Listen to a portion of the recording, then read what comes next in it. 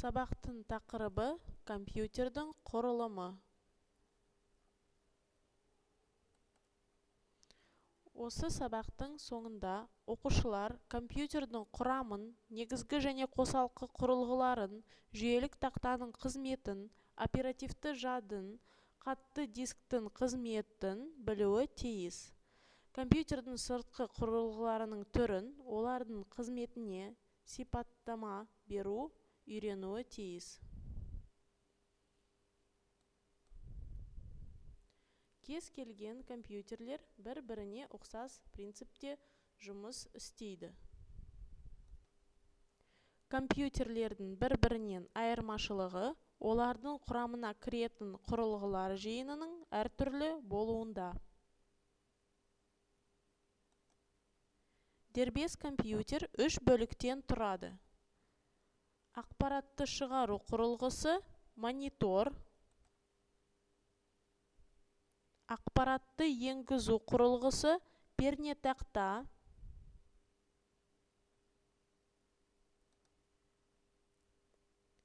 және жүйелік блокта орналасқан ақпаратты өңдеу және сақтау құрылғыларынан.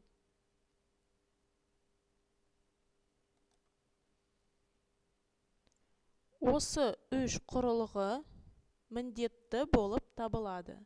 Бұл құрылғылардың біреуінсіз компьютер жұмыс істей алмайды.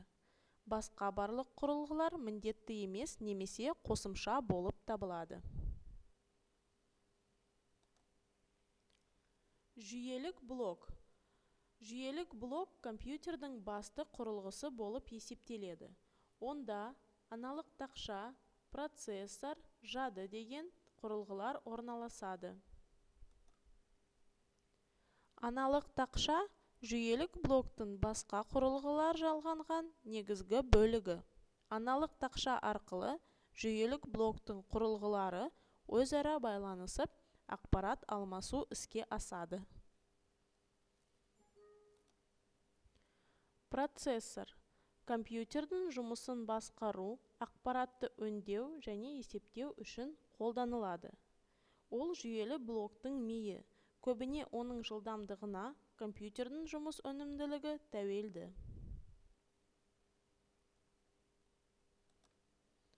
Жады ақпаратты сақтау үшін қызмет етеді. Компьютер жадысы ақпарат сақтау үшін қолданылады. Компьютердің ішінде жадының үш түрі болады. Бірінші, жедел жады. Компьютерде деректерді уақытша сақтау жады. Ол тек компьютер жұмыс істегенде ғана қолданылады. Жедел жады мектептегі сабақ тақтасына ұқсас.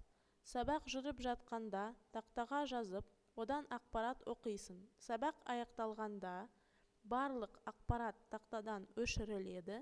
Тақта жаңа сабаққа дайын. Компьютердің жедел жады да осылай. Компьютерлік программа жұмыс істеп тұрғанда жедел жады оған қажетті ақпарат сақталады. Сендер программамен жұмыс істеуді тоқтатқанда немесе компьютерді өшіргенде жедел жадыдағы ақпарат жойылады.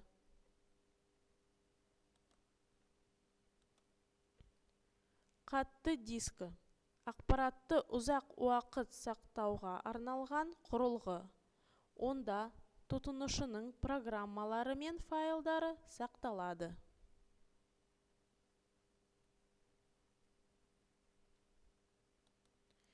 Видеокарта. Жүйелік блоктың ішінде орналасқан құрылғы. Видеокарта компьютердің жүйелік блогындағы бейнені мониторға шығаруға дайындайды.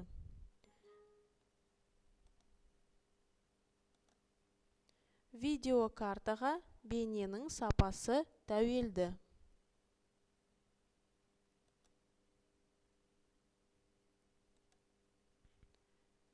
Пернетақта. Компьютерге ақпарат енгізу құрылғысы.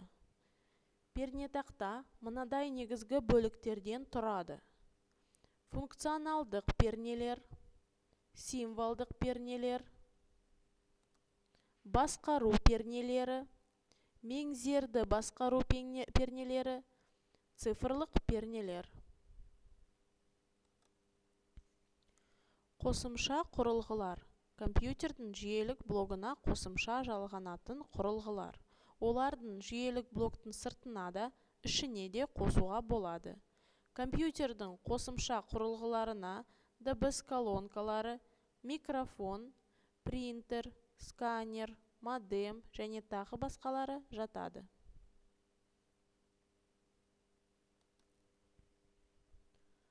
Сабағымызды бекіту үшін 6-шы тапсырманы орындаңыз.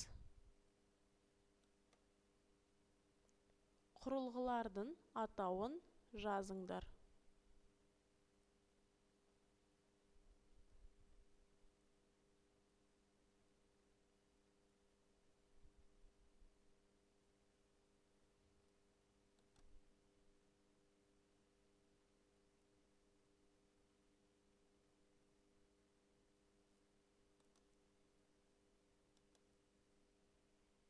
Сөз жұмбақты шешіңдер. Бірінші сұрақ. Paint'та көшіру үшін мына мәзірді пайдаланамыз. Екінші сұрақ. Негізгі құрылғылардың бірі. Үшінші сұрақ. Енгізу құрылғысының бірі ағылшын тілінде. Төртінші сұрақ. Ақпаратты қағазға басып шығару құрылғысы.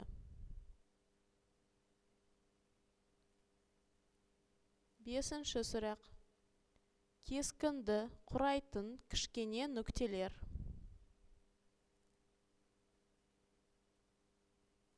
Алтыншы сұрақ. Мәзір орысша қалай аталады? Жетінші сұрақ. Жақтаулармен шектелген аймақ. Сегізінші сұрақ. Көптеген математикалық, логикалық операцияларды орындайтын негізгі микросхема. Тоғызыншы сұрақ. Ақпаратты компьютерге енгізетін құрылғы.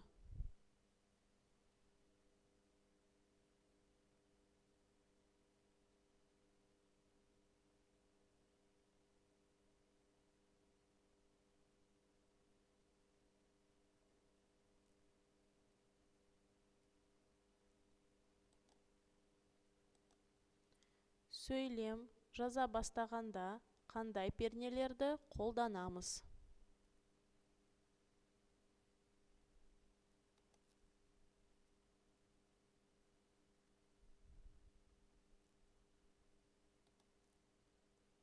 Сөздерді бас әріптер жазу үшін қандай пернені қолданамыз?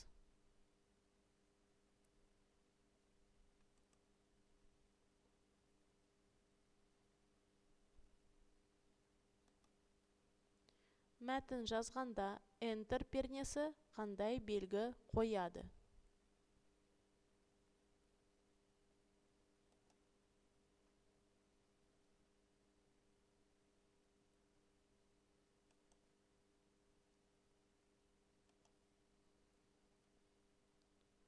Құрылғының атын жазыңдар.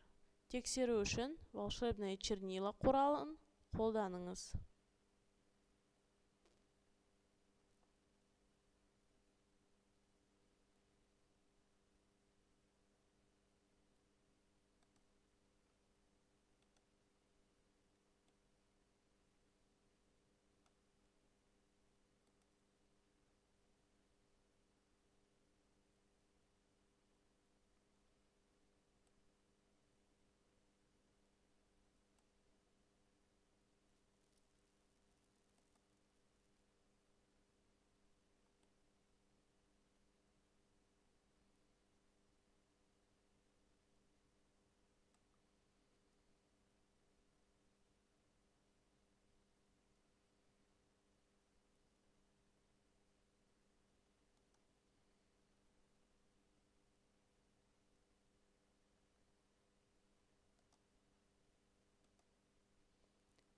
Қалам құрылғысы мен функционалдық пернелерді көрсет.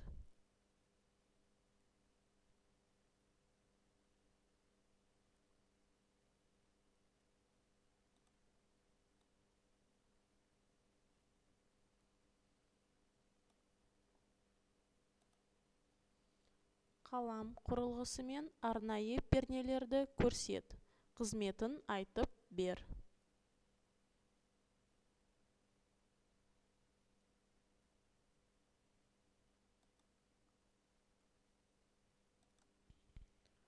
Осымен сабағымыз аяқталды.